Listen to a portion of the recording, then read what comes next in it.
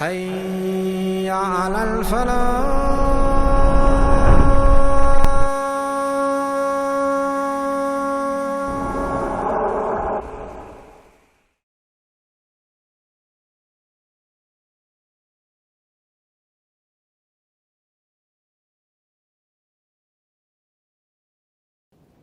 إن الحمد لله نحمده ونستعينه ونستغفره ونعوذ بالله من شرور أنفسنا ومن سيئات أعمالنا. من يهده الله فلا مضل له ومن يضلل فلا هادي له، وأشهد أن لا إله إلا الله وحده لا شريك له، وأشهد أن محمدا عبده ورسوله. يا أيها الذين آمنوا اتقوا الله حق تقاته ولا تموتن إلا وأنتم مسلمون. يا أيها الناس اتقوا ربكم الذي خلقكم من نفس واحدة وخلق منها زوجها وبث منهما رجالا كثيرا ونساء، واتقوا الله الذي تساءلون به والأرحام إن الله كان عليكم رقيبا. يا أيها الذين آمنوا اتقوا الله وقولوا قولا سديدا يصلح لكم أعمالكم ويغفر لكم ذنوبكم، ومن يطع الله ورسوله فقد فاز فوزا عظيما. أما بعد فإن خير الحديث كتاب الله، وخير الهدي هدي محمد صلى الله عليه وسلم، وشر الأمور محدثاتها، وكل محدثة بدعة، وكل بدعة ضلالة، وكل ضلالة في النار. أعوذ بالله من الشيطان الرجيم. فأقم وجهك للدين حنيفا فطرة الله التي فطر الناس عليها لا تبديل لخلق الله ذلك الدين القيم ولكن أكثر الناس لا يعلمون. منيبين إليه واتقوه وأقيموا الصلاة ولا تكونوا من المشركين من الذين فرقوا دينهم وكانوا شيعا لست كل حزب بما لديهم فرحون. بزرگوں، دوستو، عزیز نوجوان ساتھیوں، شریعت اسلامیہ میں بکثرت واضح اور صریح نصوص مسلمانوں کی اجتماعیت اور وحدت کے تعلق سے موجود ہیں، اور اسی طریقہ سے وافر مقدار میں نصوص تفرق، تحزب، اختلاف اور انتشار کی مذمت میں بھی وارد ہیں۔ ملت کا جو انتشار ہے، امت مسلمہ میں جو گروپ بازی ہے، جو فرقہ بندی ہے، وہ محتاج بیان نہیں۔ ہر چند کے شریعت نے فرقہ بندی سے منع کیا، لیکن اللہ کی مشیت امت گروہوں میں بٹ گئی، اور امت میں اختلاف رونما ہونے سے پہلے محمد صلی اللہ علیہ وسلم نے اپنی امت کو باخبر کر دیا تھا کہ میری امت 73 فرقوں میں بٹ جائے گی، جن میں 72 جہنمی ہوں گے، ایک جنتی ہوگا۔ پوچھا گیا وہ کون؟ کہا وہ جو میرے اور میرے اصحاب کے طریقے پر ہوگا، رضی اللہ عنہم اجمعین۔ اسی طریقہ سے قرآن نے کہا وَلَا يَزَالُونَ مُخْتَلِفِينَ إِلَّا مَنْ رَحِمَ رَبُّكَ، لوگ ہمیشہ اختلاف کے شکار ہوتے رہیں گے سوائے ان لوگوں کے جن پر اللہ کی رحمت ہوگی، وہ کتاب و سنت پر متحد رہیں گے۔ تو جو اختلاف کرنے والے ہیں وہ اللہ کی رحمت سے دور ہیں۔ اسی طریقہ سے محمد صلی اللہ علیہ وسلم نے یہ بھی فرمایا، مشہور حدیث ہے ارباض بن ساریہ رضی اللہ عنہ کی، کہ جو کوئی تم میں کا میرے بعد زندہ رہے گا، مشہور حدیث کا جملہ ہے انہ من یعش منکم، جو کوئی زندہ رہے گا یعنی میرے بعد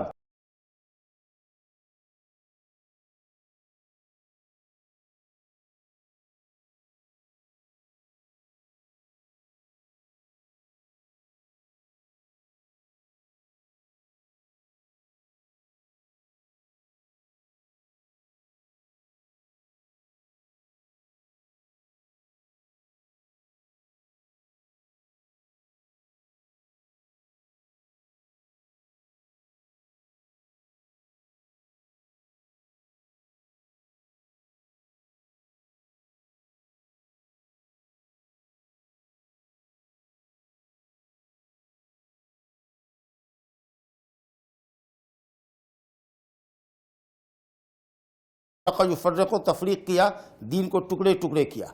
دین ایک اللہ نے بھیجا تھا، کئی دین بنا دیا، کئی مذاہب بنا دیے۔ اور ایک قرأت ہے ان الذین فارقوا دینہم، جنہوں نے دین سے جدائی اختیار کی۔ اور ظاہر ہے کہ فرقہ بندی تبھی ہوتی ہے جب آدمی دین سے جدائی اختیار کرتا ہے، صراط مستقیم سے ہٹتا ہے۔ اس لیے دونوں قرأت بہت اچھی ہے، فرقوا یا فارقوا، جب دین سے جدائی اختیار کریں گے، دین کی خلاف ورزی کریں گے تو لامحالہ اس کے نتیجے میں گروہ بندی آئے گی، چاہے وہ یہود و نصارہ ہوں، چاہے اس امت کے اہل بدعت ہوں۔ قرآن اور سنت کو چھوڑا، فرقہ بندیوں میں مبتلا ہوگا۔ تو اللہ تعالیٰ اپنے نبی سے فرماتا ہے لست منہم فی شیء، آپ ان سے براءت کا اظہار کر دیں، نہ آپ ان کے ہیں نہ وہ فرقہ بند لوگ بدعتی گروہ آپ سے تعلق رکھتا ہے۔ آپ کا ان سے کوئی سروکار نہیں ہونا چاہیے، ان کا آپ سے کوئی سروکار نہیں ہونا چاہیے۔ اسی کے ساتھ رب العالمین نے اولو العزم پیغمبروں کو، حضرت نوح علیہ السلام کو، حضرت ابراہیم علیہ السلام کو، حضرت موسیٰ علیہ السلام کو، حضرت عیسیٰ علیہ السلام کو، اور تمام نبیوں کے سرخیل امام الانبیاء حضرت محمد صلی اللہ علیہ وسلم کو اللہ تعالیٰ نے وصیت فرمائی ہے کہ دین قائم کرو اور دین میں تفرقہ نہ کرو۔ سورہ شورى میں اللہ تعالیٰ فرماتا ہے شرع لکم من الدین ما وصى به نوحا والذی اوحینا الیک وما وصینا به ابراہیم وموسیٰ وعیسیٰ ان اقیموا الدین ولا تتفرقوا فیہ۔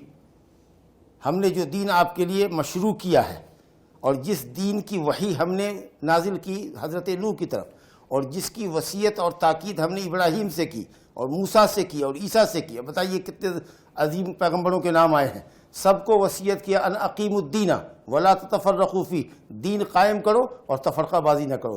اس کا مطلب یہ ہوا کہ جب تک دین میں تفرقہ رہے گا دین قائم نہیں ہو سکے گا۔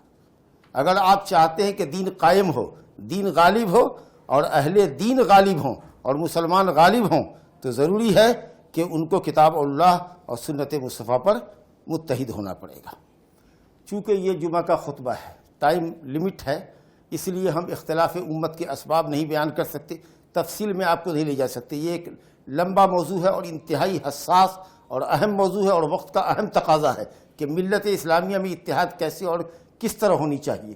لیکن چلیے، ہر کوئی آدمی اپنے اپنے حساب سے فارمولہ امت کے اختلاف کے سلسلے میں پیش کرتا ہے، ہر آدمی امت کے اختلاف کا رونا روتا ہے اور فارمولے پیش کرتا ہے کہ اس فارمولے پر عمل کیا جائے تو امت کے اندر اختلاف ختم ہو جائے گا، جی، یا شیعہ سنی اختلاف ختم ہو جائیں گے، بدعتیوں کے سنیوں کے اختلاف ختم ہو جائیں گے، اہل تقلید کے اہل اتباع کے اختلافات ختم ہو جائیں گے۔ اپنے اپنے انداز سے لوگ باتیں بناتے ہیں، لیکن جو قرآن نے فارمولہ اتحاد کا پیش کیا ہے اور اہل سنت والجماعت کے نزدیک اتحاد امت کن بنیادوں پر قائم ہو سکتا ہے، ان بنیادوں کو ہم سورہ روم کی آیت نمبر 30 سے لے کر 32 تک میں سمجھیں گے، جس کی تلاوت ہم نے خطبہ مسنونہ کے بعد آپ کے سامنے کی ہے۔ رب العالمین فرماتا ہے فَأَقِمْ وَجْهَكَ لِلدِّينِ حَنِيفًا فِطْرَةَ اللَّهِ الَّتِي فَطَرَ النَّاسَ عَلَيْهَا لَا تَبْدِيلَ لِخَلْقِ اللَّهِ ذَلِكَ الدِّينُ الْقَيِّمُ وَلَكِنَّ أَكْثَرَ النَّاسِ لَا يَعْلَمُونَ مُنِيبِينَ إِلَيْهِ وَاتَّقُوهُ وَأَقِيمُوا الصَّلَاةَ وَلَا تَكُونُوا مِنَ الْمُشْرِكِينَ الَّذِينَ فَرَّقُوا دِينَهُمْ وَكَانُوا شِيَعًا كُلُّ حِزْبٍ بِمَا لَدَيْهِمْ فَرِحُونَ۔ اس کے اندر 6 پوائنٹ ہیں، انہی پوائنٹ کو سمجھنا ہے۔ اللہ تعالیٰ نے فرمایا فَأَقِمْ وَجْهَكَ لِلدِّينِ حَنِيفًا، سب یکسو ہو کر، پورے طور پر، یکسو ہو کر پورے طور پر اپنے چہرے کو اللہ کے دین کے لیے قائم کر دو، یعنی مکمل طور پر اللہ اور اس کے رسول کے اوامر کو، حکموں کو بجا لاؤ، شریعت کو مکمل طریقے سے تسلیم کرو۔ ایسا نہ ہو کہ عقیدے کو لو، عمل کو چھوڑو، عمل کو لو، عقیدے کو چھوڑو۔ ایمان عمل ہے، معاملات میں تم آزاد ہو، معاملات میں بھی شریعت اگر ہے تو سیاست میں تم الگ ہو، ذکر و اذکار میں الگ ہو، نہیں۔ ادخلوا فی السلم کافہ، سب کے سب دین میں مکمل طریقے سے داخل ہو جاؤ۔ عقیدہ بھی قرآن اور حدیث کا، عبادت بھی قرآن حدیث کے طریقے کے مطابق، اور ہمارے معاملات، ہماری سیاستیں، ہماری اقتصادیات، ہماری زندگی کے تمام امور اللہ کے دین کے تابع ہونے چاہیے۔ استسلام کامل للہ تعالی، مکمل اللہ رب العالمین کے سامنے سپردگی ہونی چاہیے اور اس کی شریعت کے سامنے سرنڈرنگ ہونی چاہیے۔ اگر یہ کیفیت نہیں ہوتی ہے تو امت میں اختلاف قائم رہے گا۔ آپ کہیے گا نہیں، ہم اپنی رائے اور عقل کے مطابق چلیں گے، کوئی کہے گا ہم اپنی خواہش نفس کے ساتھ چلیں گے، کوئی کہے گا کہ ہم بزرگوں کے اقوال پر چلیں گے، کوئی کہے گا کہ ہم نے خواب دیکھا ہے، خواب میں ایسا ایسا دیکھا ہے، خواب کے اوپر چلیں گے۔ تو اگر دین آپ کا آپ کی عقل کے تابع ہو گیا، آپ کی رائے کے تابع ہو گیا، آپ کی نفسانی خواہشات کے تابع ہو گیا، آپ کا بزرگوں کے اقوال کے تابع ہو گیا، جی، اور حکایات، قصے، کہانی اور منامات جھوٹے سچے افسانے اور بزرگوں کی کرامت کے جو جھوٹے سچے واقعات بیان کیے جاتے ہیں، اگر دین اور شریعت کو آپ نے ان چیزوں کے تابع کر دیا، اللہ کی قسم قیامت کی صبح تک امت میں اتفاق نہیں ہوگا۔ اللہ نے کہا فَأَقِمْ وَجْهَكَ لِلدِّينِ حَنِيفًا، تمام کے تمام مسلمانوں اپنے آپ کو اللہ کے دین کے سامنے سرنڈر کر دو اور مکمل طریقے سے کمپلیٹلی اسلام کو امپلیمنٹ کرو، عقیدے میں بھی، عبادات میں بھی، معاملات اخلاق میں، انشاءاللہ امت کا اختلاف ختم ہو جائے گا۔ ایک نسخہ تو یہ ہوا۔ دوسرا نسخہ اللہ تعالیٰ نے فرمایا ہے وَلَٰكِنَّ أَكْثَرَ النَّاسِ لَا يَعْلَمُونَ، بیچ میں ایک بات اللہ تعالیٰ نے ضمناً کہی ہے کہ ہم نے انسان کو ایک فطرت پر پیدا کیا ہے، اور وہ فطرت توحید ہے۔ ہر بچہ فطرت اسلام پر، فطرت توحید پر پیدا ہوتا ہے۔ یہ الگ بات ہے کہ ماں باپ، سماج اور معاشرہ اس کو یہودی، نصرانی، مجوسی وغیرہ بنا دیتا ہے، اور اسی لیے کوئی بھی بچہ اگر بلوغت سے پہلے مشرک کا مرتا ہے تو اہل علم کے راجح قول کے مطابق وہ جنتی ہوتا ہے، کیونکہ وہ فطرت پر پیدا ہوتا ہے۔ اور وہ جہاں جو مندر وغیرہ میں جاتا ہے اور جھال بجاتا ہے اور ہاتھ جوڑ کر کے سجدہ کرتا ہے بتوں کو، وہ اپنے باپ ماں کا دیکھا دیکھی کرتا ہے، ابھی اس کو کچھ سمجھ میں نہیں ہے۔ اور اسی لیے اگر کوئی پریشر نہ دیا جائے اور سیدھے سادے بچے پر، جو 7 سال کا، 8 سال کا، 10 سال کا سمجھدار بچہ ہو، تو اگر کسی بھی دین کی تھیوری اس کو سمجھائی جائے اور اسلام کی تھیوری، توحید کی سمپل تھیوری اس کو سمجھائی جائے کہ اللہ کون ہے، اس کی کیا خصوصیت ہے، کیا شبہات ہے، تو نیچرلی وہ توحید کی طرف مائل ہوگا، کیونکہ یہ بالکل سادہ اور واضح ہے۔ تو اس لیے ہر بچہ فطرت اسلام پر پیدا ہوتا ہے۔ اللہ فرماتا ہے کہ اس فطرت کو کیوں بدلتے ہو؟ فطرت اللہ التی فطر الناس علیہا لا تبدیل لخلق اللہ ذالک الدین القیم، یہی توحید کا دین ہی سیدھا دین ہے۔ اس کے بعد کہا اللہ تعالیٰ ولکن اکثر الناس لا یعلمون، لیکن اکثر لوگ نہیں جانتے، اکثر لوگ نہیں جانتے، اکثر لوگ علم سے بے بہرہ ہیں۔ علم سے مراد قرآن حدیث، قرآن و حدیث کا علم، شرعی علم، دینی بصیرت۔ اگر لوگوں کے پاس، اور خاص کر کے آج کے زمانے میں، دینی علم اور شرعی بصیرت کی بہت کمی ہے۔ اگر صحیح یقین مانیے کہ اگر قرآن اور حدیث کا صحیح علم آ جائے اور دین کی صحیح بصیرت معلوم ہو جائے، اہل سنت والجماعت کے عقائد، اصول اور نظریات آپ کو معلوم ہو جائیں، تو انشاءاللہ امت کے اندر اختلاف ختم ہو جائے گا۔ لا علمی اور جہالت کا فائدہ اٹھا کر دعات بدعت، دعات ضلال انسان کو گمراہ کرتے ہیں۔ کتاب و سنت کا علم ہونا چاہیے، بہت بڑی چیز ہے۔ اور جس مسئلے کے اندر بھی، غور فرمائیے گا، علم جس مسئلے کے اندر بھی اختلاف ہو، اگر ہم اس اختلافی مسئلے کو قرآن اور حدیث کی طرف پھیر دیں اور دیکھیں کہ اللہ کی کتاب اور نبی کی سنت میں اس مسئلے کا کیا حل موجود ہے، اگر ہم اس کو دیکھیں اور سمجھیں، تو اس سے بہتر رفع اختلاف کا کوئی اور ذریعہ نہیں ہو سکتا۔ اس سے بہتر اور محفوظ طریقہ کچھ اور نہیں ہو سکتا کہ امت کے درمیان جو اختلاف ہے، جس مسئلے میں بھی اختلاف ہو، عقیدے میں ہو، منہج میں ہو، جس چیز میں اختلاف ہو، آئیے اللہ کی کتاب اور نبی صلی اللہ علیہ وسلم کی شریعت کی طرف لوٹتے ہیں اور وہاں سے جو حل نکلے اس کو ہم قبول کر لیں۔ اس سے بہتر کوئی حل نہیں ہو سکتا، کیونکہ جب تک آپ قرآن حدیث کی طرف مسئلے کو پلٹائیں گے نہیں، مسئلے کی حقیقت آپ پر واضح ہوگی ہی نہیں۔ جب مسئلے کی حقیقت واضح نہیں ہوگی، حق آپ کے سامنے واضح نہیں ہوگا، آپ کس چیز کو قبول کریں گے؟ اسی لیے اللہ رب العالمین نے فرمایا یا ایھا الذین آمنوا اطیعوا اللہ واطیعوا الرسول واولی الامر منکم، اے ایمان والو اللہ کی اطاعت کرو، رسول کی اطاعت کرو اور اولی الامر کی اطاعت کرو۔ اولی الامر کے اندر حکمراں بھی ہیں اور علماء بھی داخل ہے، اور مجھے کہنے دیجئے کہ علماء کا مقام عمرا اور بادشاہان مسلمان کے مقابلے میں زیادہ ہے، ان کا اونچا مقام، کیونکہ علماء دینی تعلیم کو عام کرتے ہیں، دین واضح کرتے ہیں، مسائل واضح کرتے ہیں۔ حکمراں کا کام ان مسائل کو نافذ کرنا ہے۔ اسی لیے حکمراں کو چاہیے کہ وہ علماء کے پیچھے چلیں، علماء حکمراں کے پیچھے نہیں چلیں گے۔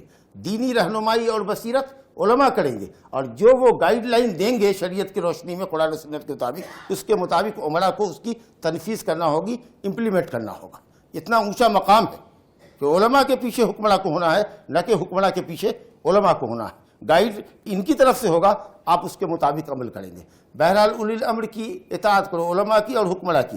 لیکن وہیں رب العالمین فرماتا ہے فَإِن تَنَازَعْتُمْ فِي شَيْءٍ فَرُدُّوهُ إِلَى اللَّهِ وَالرَّسُولِ إِن كُنتُمْ تُؤْمِنُونَ بِاللَّهِ وَالْيَوْمِ الْآخِرِ، اگر اللہ اور آخرت پر ایمان رکھتے ہو تو جس مسئلے میں بھی ڈسپوٹ ہو جائے اس کو اللہ اور اس کے رسول کی طرف پھیرو، قرآن کی طرف پھیرو، نبی کی سنت کی طرف پھیرو، وہاں سے جو فیصلے ملے بلا چون و چرا تسلیم کر لو، اختلاف ختم ہو جائے گا۔ لیکن آپ کہیں گے نہیں، جب امت میں ایسے لوگ پائے جائیں جو قرآن و سنت کو کوئی بھاؤ نہ دے، جی، جو سنت کا استخفاف کرے، جو سنت رسول پر اعتراض کرے، جی، جو صحیح سنت کو عقلی دلیلوں کی روشنی میں ختم کر دیں، آپ سوچ سکتے ہیں کہ اختلاف کبھی امت کے درمیان سے دور نہیں ہوگا۔ سوچئے، سپوز کیجئے 1 منٹ کے لیے، چلیے ہم مان لیتے ہیں عقل بہت بڑی چیز ہے، آپ کہتے ہیں عقل، کس کی عقل کو حجت مانے، کس کی عقل کو مرجع اور مصدر مانے؟ زید کی عقل کو، عمر کی عقل کو، بکر کی عقل کو، کس کی عقل کو؟ لوگوں کی عقلیں تو مختلف ہیں، ہر عقل مند آدمی اپنے اپنے انداز سے باتیں کرتا ہے، اور سب کی عقل والوں کی عقل میں اختلاف ہے، سب کی رائےوں میں اختلاف ہے۔ مطرب بن شخیر کہتے ہیں، ذرا غور کیجیے گا، عقلانیوں پر رد کرنے کے لیے کتنی زبردست بات ہو رہی ہے۔ عقلانیوں جو عقل کی بات دین میں کرتے ہیں، لاجک کی بات کرتے ہیں، میں ان سے یہ کہتا ہوں کہ کس کی لاجک کی بات کرتے ہیں؟ مطرب بن شخیر تابعی ہیں، کہتے ہیں کہ اگر لوگوں کی دنیا کے عقلاء کی عقل ایک ہوتی، ایک تھنکنگ، ایک سوچ ہوتی، ایک رائے ہوتی، تو ہم کہہ سکتے تھے کہ ان کی رائےوں میں، ان کی عقلوں میں حق موجود ہے۔ لیکن جتنے عقل مند ہیں ان کی عقلوں میں بڑا اختلاف ہے، رائےوں میں بڑا اختلاف ہے، لیکن اللہ کا دین تو ایک ہے، اس میں کوئی اختلاف نہیں ہے۔ تو معلوم ہوا کہ دین عقل کے تابع نہیں ہے۔ اپنی عقلوں کو ہم سب لوگ، جتنے عقل والے ہیں وہ سب اپنی عقلوں کو دین کے تابع کر دیں۔ اللہ اکبر۔ امام مالک رحمۃ اللہ علیہ ان لوگوں پر جو دین میں عقل سے بحث کرتے ہیں، ہم قرآن حدیث کی دلیل دے رہے ہیں، آپ عقل سے اعتراض کر رہے ہیں، لاجک سے اعتراض کر رہے ہیں، اس کے اوپر فلسفیانہ اعتراض کر رہے ہیں۔ غور کیجئے امام مالک کے اس جملے کو، کتنی قیمت ادا کیجئے گا، وہ کم ہوگی۔ کہا کہ افکلما جاءنا رجل اجدل من رجل افکلما جاءنا رجل اجدل من رجل ترکنا ما انزل اللہ علی محمد صلی اللہ علیہ وسلم بواسطۃ جبریل، او کما قال الامام مالک، کہتے ہیں کہ کیا جب بھی کوئی شخص آوے جو گفتگو کرنے والا ہو، مناظرہ کرنے والا ہو، عقلی بحث کرنے والا ہو، اور پھر اس سے بڑا کوئی عقل والا آوے اور اس کو ڈیفیٹ کر دے، تو کیا ہم ان عقل والوں کی عقل کی روشنی میں ہم اس دین کو چھوڑ دیں جس دین کو اللہ نے حضرت جبریل امین کے ذریعے محمد صلی اللہ علیہ وسلم کے قلب پر اتارا ہے؟ امام مالک کہتے ہیں عقل والوں کو کہ آپ سے زیادہ اگر کوئی باتوں نہیں آ جائے، آپ بڑے عقل والے ہیں، اور آپ سے بڑا کوئی باتوں نہیں آ جائے اور وہ بات میں اور مناظرے میں اور بحث میں آپ کو پچھاڑ دے، اب کوئی اور تیسرا آئے وہ آپ کو پچھاڑ دے، تو آپ نے اس کو قبول کیا، اس نے اس کو قبول کیا، اس نے اس کو قبول کیا، تو آپ لوگ منتقل ہوتے رہیے ایک نظریے سے دوسرے نظریے کی طرف، اور ہم اس دین کو چھوڑ دیں جو دین اللہ نے اتارا ہے جبریل امین کے واسطے سے قلب محمد پر۔ نہیں، ایسا نہیں ہو سکتا۔ غور کیجئے گا، ایمان افروز بات ہے۔ مان ابن عیسیٰ ان کے شاگرد ہیں، کہتے ہیں مسجد نبوی سے نبی حضرت امام مالک رحمۃ اللہ علیہ نکل رہے ہیں، میرے ہاتھ میں پر انہوں نے ٹیکڑا لگایا ہوا ہے، اعتماد کیے ہوئے ہیں، ہاتھ پر وزن ڈال کے نکل رہے ہیں۔ ایک شخص جس کا نام تھا ابو الجویریہ، اور وہ مرجی تھا، وہ کہتا تھا کہ عمل ایمان کا جز نہیں ہے، عمل کے بغیر بھی ایمان کمپلیٹ ہے۔ تو اس نے کہا امام مالک سے مسجد کے باہر آ کر کہ حضور ہم چاہتے ہیں کہ آپ سے تھوڑی دیر گفتگو کریں، ہم آپ سے اپنے عقیدے کے متعلق کہ عمل ایمان کا جز نہیں ہے اس پر تھوڑی آپ سے بحث کرنا چاہتے ہیں، مناظرہ کرنا چاہتے ہیں۔ تو اگر ہم ہوتے تو کہتے چلو ٹھیک ہے بیٹھو مناظرہ۔ کتنے وقت کا کتنا بڑا عالم ہے، امام و دار الہجرہ، مدینہ کا امام ہے، مشرق و مغرب سے دنیا کے لوگ اپنے اونٹوں پر اور سواریوں پر جا کر کے امام مالک سے مدینہ میں حدیث کا علم لے رہے ہیں۔ انہوں نے کہا کہ اچھا، بہت پولیٹلی جواب دیا، کہا تم مجھ سے مناظرہ کرنا چاہتے ہو؟ تو جی بالکل، مسجد میں تشریف کی۔ کہا کہ سیدھا جواب دے، اگر تم ہم پر غالب آ گئے تب، تم اگر ہم پر غالب آ گئے تب؟ کہا کہ آپ کو میری بات ماننی ہوگی۔ اب کہا کہ اگر کوئی دوسرا آوے جو تم پر غالب آ جائے، تو کہا کہ ہم دونوں اس کی بات مانیں گے۔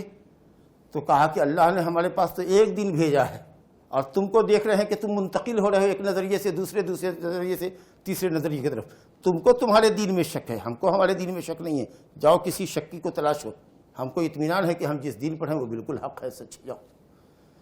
معلوم ہوا کہ سلف صالحین کا اصول تھا کہ اگر کوئی مناظرہ کے لیے آوے اور جانتا تھا کہ مناظرہ کرنے کا مقصد اس کا یہ ہے کہ حق کے اندر لوگوں کو مشکوک کر دے، حق سمجھنے کے لیے نہیں آیا ہے، حق سے لوگوں کے دماغ کو پھیرنے کے لیے آیا ہے، تو سلف صالحین مناظرہ کے لیے کبھی تیار نہیں ہوتے تھے، نہ اس سے بحث کرتے تھے، اور نہ ایسے بدعتی کو، بدماشوں کو جو آیا ہے ڈاؤن کرنے کے لیے اور لوگوں کو شک میں مبتلا کرنے کے لیے، کہا بھائی ہم آپ سے بحث نہیں کریں گے، ہم آپ سے بحث نہیں کریں گے۔ لیکن ہاں، اگر کوئی سمجھنے والا بدعتی ہے، کچھ باتوں کو سمجھنا چاہتا ہے، اور ہم سمجھتے ہیں کہ اگر اس کے سامنے حق واضح کر دیں گے تو قبول کر لے گا، تو ہمارے بڑے علماء کو چاہیے کہ ایسے لوگوں کے چیلنج کو یا گزارش کو قبول کریں، ان کے ساتھ بیٹھے تاکہ حق ان کے سامنے واضح ہو جائے۔ لیکن ہم جانتے ہیں کہ یہ اپنے مسلک کا بڑا کٹر آدمی ہے، اور وہ آیا ہے ہم سے بحث کرنے کے لیے، ہو سکتا ہے کہ چرب زبانی میں اور گفتگو میں عقلی دلیلوں میں ہم کو وہ پچھاڑ دے، اور اس بنیاد پہ شرط اگر ہم لوگ کر لیں، بیوقوف لوگ ہوتے ہیں، ہمارے تمہارے درمیان مناظرہ ہوگا، جو جس کو ڈیفیٹ دے گا اس کے دھرم کو قبول کرے گا، اعوذ باللہ من الشیطان الرجیم۔ تو ہم کسی مشرک سے بات کریں، ہم کسی یہودی اور عیسائی سے مناظرہ کریں، اور وہ ہمارے اوپر غالب آ جائے اپنی دلیلوں کی وجہ سے، اور ہم کچے علم کے ہوں، تو کیا ہم کو اب اپنا مذہب حق چھوڑ کر کے عیسائیت، مجوسیت اور کفر کو قبول کرنا چاہیے؟ مناظرے کو قبول نہیں کرنا چاہیے۔ راسخ فی العلم جو علماء ہیں، جن کا علم بہت گہرا ہے، ان کو چاہیے کہ وہ بحث کریں اگر ضرورت ہو تب۔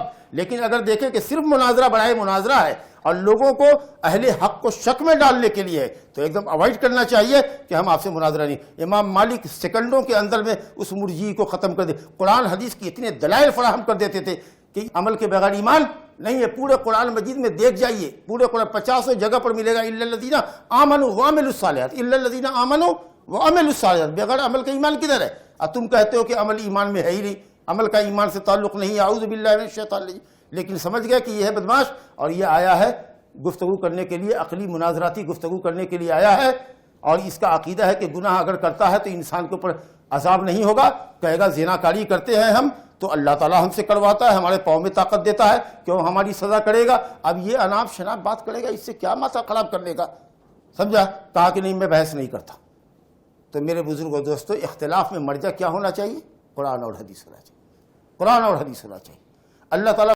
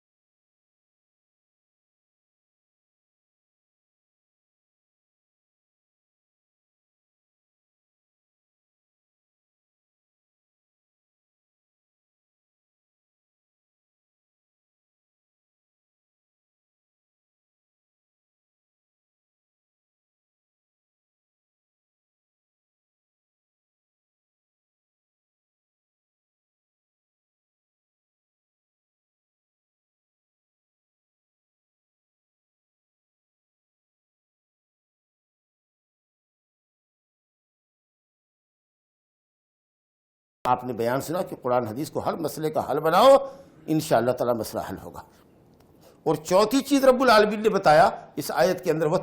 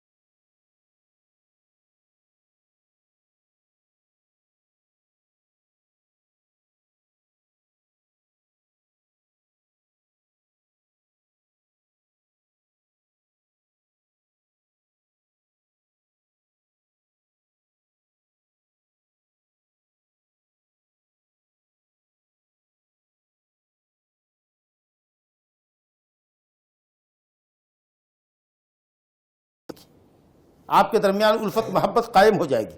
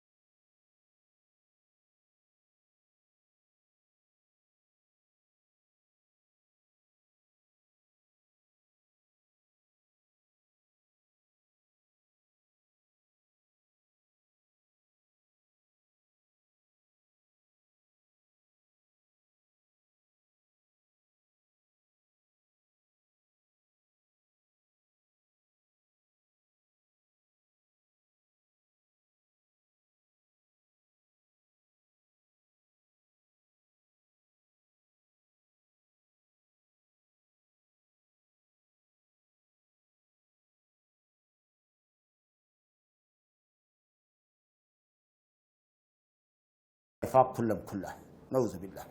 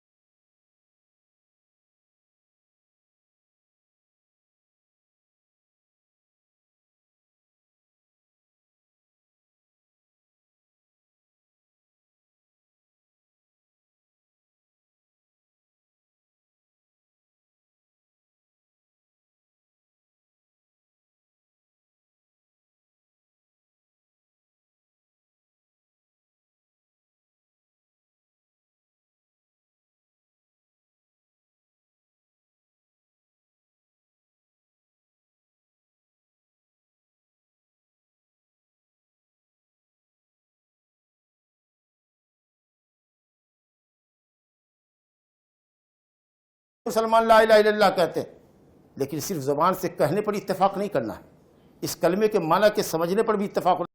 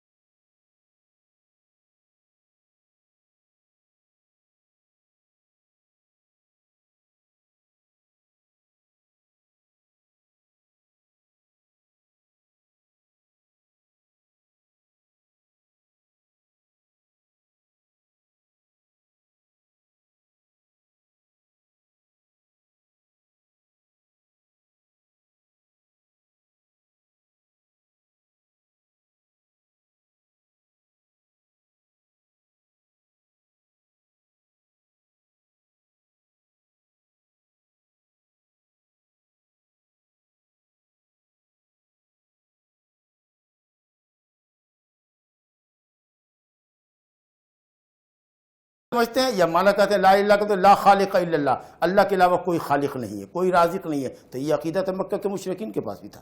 یہ عقیدہ ہونا چاہیے کہ جس طرح اللہ کے علاوہ کوئی خالق اور رازق نہیں ہے، اسی طریقہ سے